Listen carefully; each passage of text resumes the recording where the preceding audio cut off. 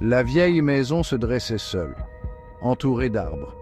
Une jeune femme nommée Sophie s'approcha. Ses pas étaient légers.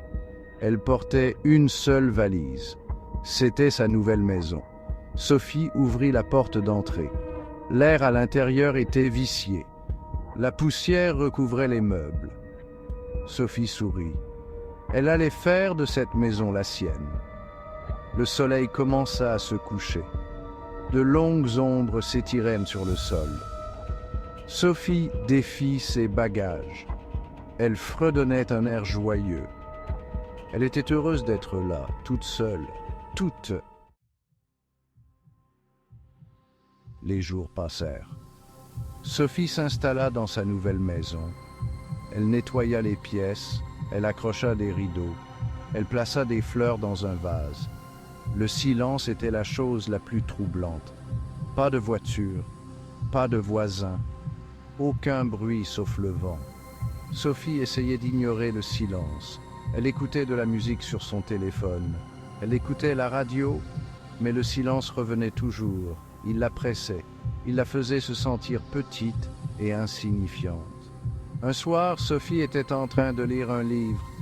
Elle entendit un bruit sourd, comme si quelque chose était tombé à l'étage. Elle se figea. Son cœur battait la chamade. Elle écouta attentivement. Le bruit ne se reproduisit pas. Sophie essaya de se convaincre que ce n'était rien, juste la maison qui se tassait, ou peut-être un animal dans le grenier, mais le doute persistait dans son esprit. Elle ne pouvait pas se débarrasser de ce sentiment. Quelque chose n'allait pas. Le vent hurlait dehors. Il sifflait à travers les arbres, créant des sons étranges. Sophie s'imaginait entendre des voix murmurant son nom. Elle essaya d'ignorer les murmures, mais ils semblaient devenir plus forts. Ils étaient tout autour d'elle, se moquant d'elle, la menaçant. Sophie se réveilla en sursaut. Elle avait fait un rêve, un cauchemar. Elle ne se souvenait pas des détails, mais le sentiment de terreur persistait. Elle sortit du lit et descendit. Elle avait besoin d'un verre d'eau. Sa gorge était sèche. En traversant le salon, elle remarqua quelque chose d'étrange. Des empreintes de pas dans la poussière, de petites empreintes de pas, comme celles d'un enfant, menant de la cheminée à la porte d'entrée. Le sang de Sophie se glaça. Elle vivait seule. Elle n'avait reçu aucune visite. Qui avait fait ces empreintes de pas? Chapitre 5. Une étreinte glaciale. Sophie ne pouvait pas rester dans la maison.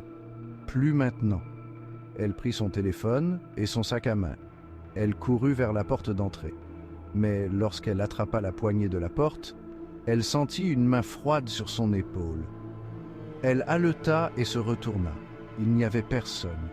Sophie trébucha en arrière. Son cœur battait la chamade. Elle était terrifiée. Mais elle ne pouvait pas céder à la peur. Elle devait sortir de cette maison. Elle attrapa de nouveau la poignée de la porte. Cette fois, elle parvint à la tourner. Elle ouvrit la porte et courut dans la nuit. Chapitre 6. Ombre dansante dans la nuit. Sophie courut jusqu'à ce qu'elle ne puisse plus courir. Elle s'effondra à l'orée de la forêt, le souffle court. Son corps tremblait de peur.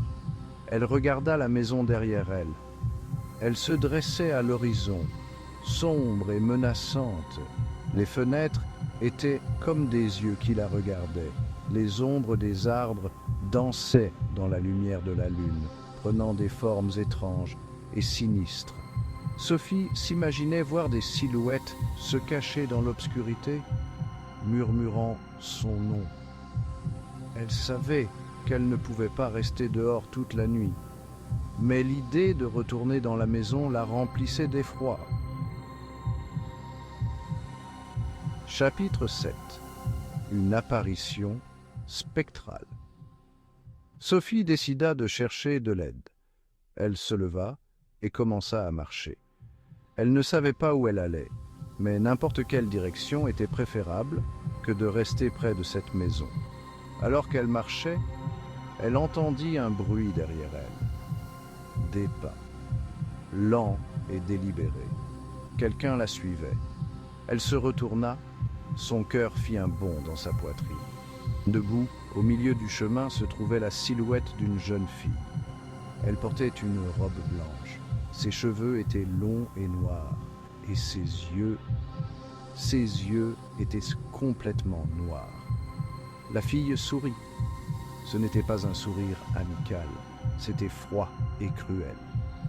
Sophie sut à ce moment qu'elle était en grand danger. Chapitre 8. Coup soutenu sur les murs. Sophie courut. Elle courut plus vite qu'elle n'avait jamais couru auparavant. Le son de ses propres pas résonnait dans ses oreilles. Elle jeta un coup d'œil par-dessus son épaule. La fille était toujours là, la suivant, son sourire s'élargissant, ses yeux brûlant d'une lumière infernale. Sophie atteignit la maison et chercha ses clés en tremblant. Ses mains tremblaient tellement qu'elle parvint à peine à mettre la clé dans la serrure. Finalement, elle réussit à ouvrir la porte et se précipita à l'intérieur. Elle claqua la porte derrière elle et s'y appuya, reprenant son souffle. Elle entendait la fille dehors, grattant à la porte, frappant sur les murs. Sa voix, un gémissement aigu, résonnait dans toute la maison. Chapitre 9. Volatiliser sans laisser de traces. Le lendemain matin, le soleil se leva sur la forêt, projetant de longues ombres sur la clairière où se trouvait la maison. Ou plutôt, où la maison se trouvait autrefois. Il n'y avait aucune trace de la maison, ni gravat, ni cendre. C'était comme si elle n'avait jamais existé. La seule preuve que quelque chose avait été là était une seule valise abandonnée au milieu de la clairière. La valise portait une étiquette. L'étiquette indiquait « Sophie ». Les autorités locales ont recherché Sophie, mais elles n'ont trouvé aucune trace d'elle. Elle avait disparu sans laisser de traces. Chapitre 10. Le mystère reste entier. Certaines personnes disent que Sophie a été emmenée par le fantôme de la jeune fille qui hantait la maison. Ils disent que la fille était jalouse de Sophie parce que Sophie avait une vie et pas elle. D'autres disent que Sophie s'est tout simplement enfuie, qu'elle ne supportait pas l'isolement de la vie dans cette maison et qu'elle a inventé l'histoire du fantôme pour brouiller les pistes. Quelle que soit la vérité, une chose est certaine, on n'a jamais revu ni entendu parler de Sophie. Et la maison dans la forêt reste un lieu de mystère et de peur à ce jour.